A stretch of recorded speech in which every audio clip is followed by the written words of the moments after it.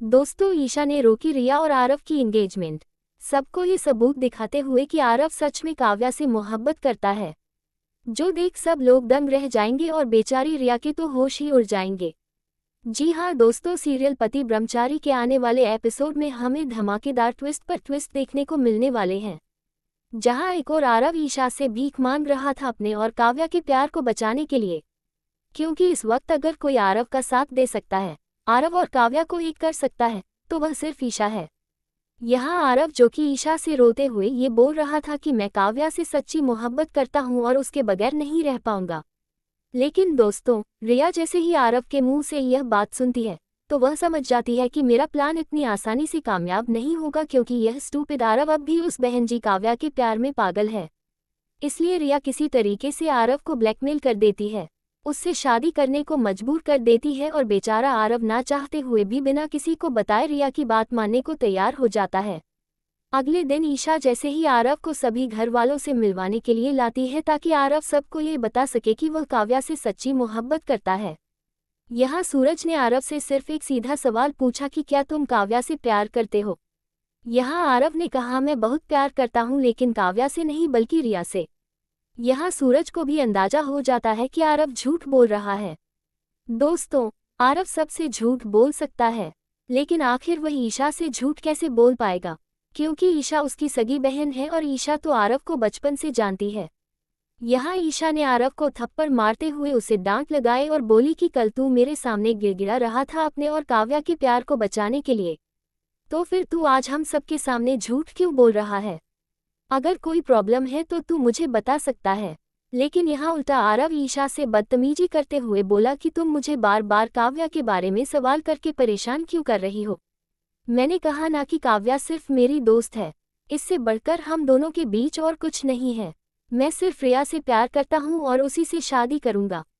आरव के मुंह से यह बात सुनकर बेचारी काव्या के तो पैरों तले जमीन खिसक जाती है और वह बेहोश हो जाती है, क्योंकि काव्या तो ये सोच भी नहीं सकती थी कि आरव उसे इस तरह सबके सामने धोखा दे देगा।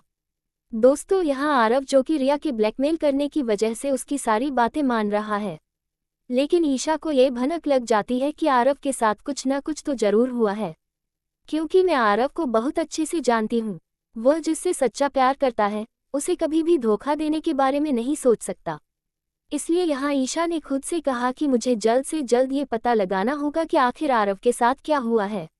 लेकिन उससे भी पहले मुझे इस बात को साबित करना होगा कि आरव काव्या से प्यार करता है, ना कि रिया से। लेकिन ईशा के लिए ये साबित कर पाना इतना आसान नहीं होने वाला था। तभी ईशा को ये याद आता है कि जब सूरज ने यह मानने से इनकार कर दिया था कि मेरी ईशा जी से कोई शादी भी हुई थी, तो तब ईशा ने सबको सीसीटीवी फुटेज के थ्रू साबित किया था कि मेरी और सूरज की भरे मंडप में शादी हुई थी। इसलिए अब यहाँ ईशा तुरंत गुलाब हवेली की सिक्योरिटी टीम के पास जाएगी और उनसे रिक्वेस्ट करेगी कि मुझे गुलाब हवेली की सीसीटीवी फुटेज देखनी है।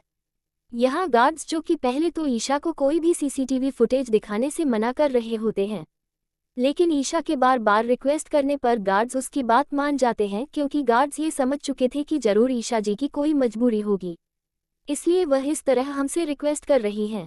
यहाँ दोस्तों, ईशा को वह सबूत मिल जाता है जिसकी उसे तलाश थी, क्योंकि जब आरव काव्या को किस करने वाला था तो यह फुटेज सीसीटीवी कैमरे में रिकॉर्ड हो चुकी थी और यहाँ ईशा इसी सीसीटीवी फुटेज को लेकर घर लौट आएगी। लेकिन जैसे ही वह घर वापस आएगी तो उसे पता चलेगा कि कल रिया और आरव की सगाई होने वाली है, जो सुन ईशा तो बिल्कुल शॉक्ड हो जाएगी, क्योंकि वह ये सोच भी नहीं सकती थी कि आरव इतना मजबूर हो जाएगा कि अपनी सच्ची मोहब्बत को छोड़कर रिया से शादी कर ले। यहाँ ईशा को पूरा प्लान समझ आ जाता है कि रिया ही यह सब कुछ जानबूझकर आरव से करवा रही है। लेकिन दोस्तों, अगले दिन जैसे ही सब लोगों के सामने रिया आरव को एंगेजमेंट रिंग पहनाने वाली होगी, तो यहाँ ईशा रिया को रोकते हुए आरव की ओर अपना फोन दिखाते हुए बोलेगी कि मेरे पास ये सबूत है जिससे ये साबित होता है कि तू काव्या से प्यार करता है, ना कि रिया से।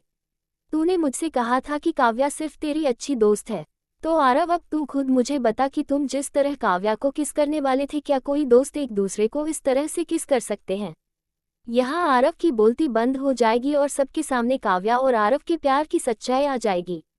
तो दोस्तों, अब ये देखना बहुत इंटरेस्टिंग होने वाला है कि क्या सच्चाई सामने आने के बाद आरव फिर भी रिया से अपनी एंगेजमेंट करेगा या फिर वह इस एंगेजमेंट को तोड़ते हुए काव्या से माफी मांगकर सबके सामने अपने और काव्या के प्यार को कबूल कर लेगा कि वह काव्या से ही प्यार करता है ना कि रिया से। अंत में दोस्तों, एक सही फाइनेंस इन्वेस्टमेंट गाइड आपके लिए एक फाइनेंशियल मैप की तरह होती है जो बताती है कि पैसे को कहाँ और कैसे इन्वेस्ट करना है। अगर आप अपनी इनकम का एक हिस्सा सिस्टमेटिकली इन्वेस्ट करते हो तो आप नॉट ओनली अपना प्रेजेंट सिक्योर करते हो बल्कि फ्यूचर के लिए एक सॉलिड वेल्थ भी क्रिएट कर सकते हो। दोस्तों, चैनल को सब्सक्राइब करें और वेलकम घंटे को प्रेस करें जिससे आने वाली वीडियो नोटिफिकेशन आपको मिलती रहे।